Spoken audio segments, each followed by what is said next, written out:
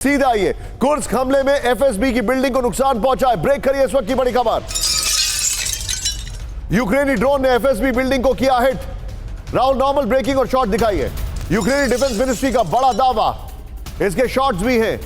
रूस ने कही थी नॉन रेजिडेंशियल बिल्डिंग पर हमले की बात। यह बड़ी खबर है, एफएसबी की बिल्डिंग को अटैक किया गया है। यह इस वक्त की बड़ी खबर आ रही है।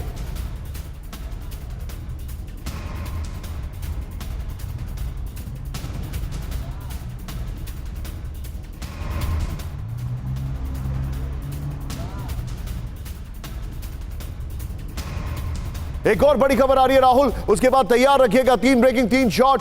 कुर्स्क पर यूक्रेन के 2 और ड्रोन निष्क्रिय हो गए। ब्रेक करिए इस वक्त की बड़ी खबर। इलेक्ट्रॉनिक वॉर प्रणाली से ड्रोन को किया गया डिटेक्ट। एंटी ड्रोन गन की मदद से ड्रोन को नीचे उतारा गया।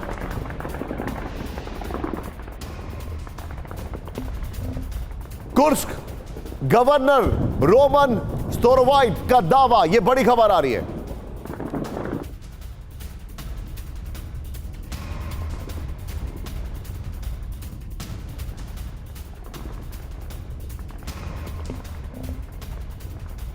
यूक्रेनी सीमा के गांव के पास मार गिराया गया यूक्रेनी ड्रोन। मार गिराया गया है, उतारा नहीं गया है वो।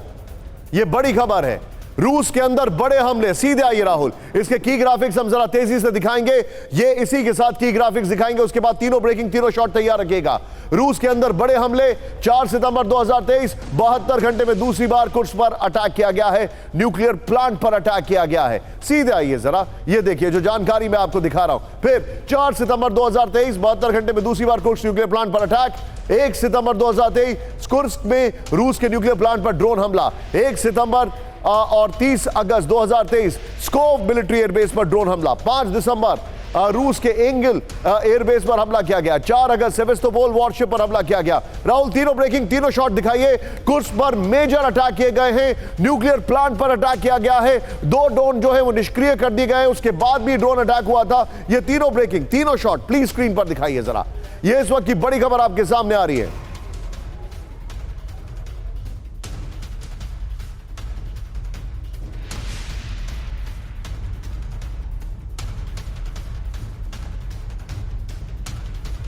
मनीष, क्या इंफॉर्मेशन है? देखिए निशांत, कुर्स्क रूस और यूक्रेन के बॉर्डर पर स्थित एक शहर है। हालांकि 1.5 साल के जंग में बेलगोरोद और कुर्स्क पर लगातार टारगेट होते रहे, जबकि ये रूस की मेन टेरिटरी है। लेकिन अभी सबसे बड़ी चिंता की बात यह है कि अब यूक्रेन का टारगेट कुर्स्क स्थित वो न्यूक्लियर पावर प्लांट है। वो प्लांट जो कि ऑपरेशनल है, जिसके 3 यूनिट अभी फंक्शनल है और हर एक यूनिट जो है वो 1000 मेगावाट की बिजली उत्पादन करता है। 2 दिन पहले जब अटैक किया गया था तो फिर न्यूक्लियर पावर प्लांट के एडमिनिस्ट्रेशन ऑफिस से ये कहा गया था कि कोई रेडियो एक्टिव यहाँ पर नहीं फैला हुआ है, उसका लेवल सामान्य है।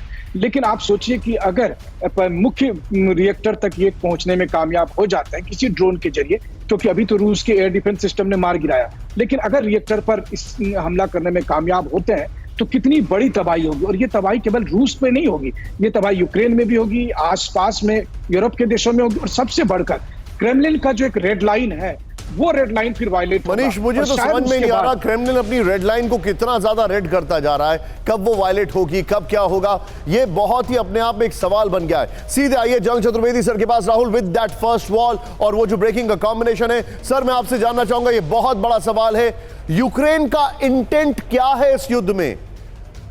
ये करना क्या चाह रहे हैं? ये जो उन्होंने कुर्स्क पे अटैक किया है, ये बेसिकली आप अगर गौर करो तो उन्होंने अपनी इंटेंट दिखा रहे हैं। वो मेरे ख्याल में उनका इरादा ये कतई नहीं होगा, क्योंकि उनको भी मालूम है कि अगर ये डैमेज हुआ एटॉमिक पावर प्लांट तो उससे नुकसान ऐसा नहीं है कि ये सिर्फ ये रेडियो एक्टिविटी जो है सिर्फ रशिया में रह जाएगी। इसका यूक्रेन, बिकॉज वो डाउनस्ट्रीम है, उसमें असर ज्यादा होगा।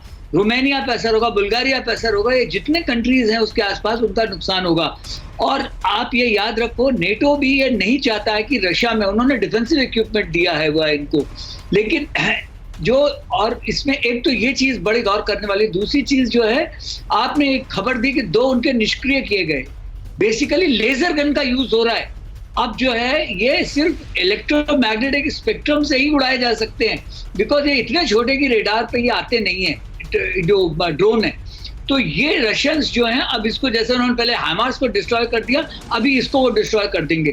तो मेरे ख्याल में ये बहुत ही इर्रिस्पॉन्सिबल एक्ट है। और शायद जो उनका जो डिफेंस मिनिस्टर गए हैं यूक्रेन के, शायद एक ये भी कारण हो सकता है कि अमेरिका ने उनको एक डिक्टेट दिया हो कि भाई इसको निकालो, क्योंकि ये लोग इर्रिस्पॉन्सिबल काम कर रहे हैं।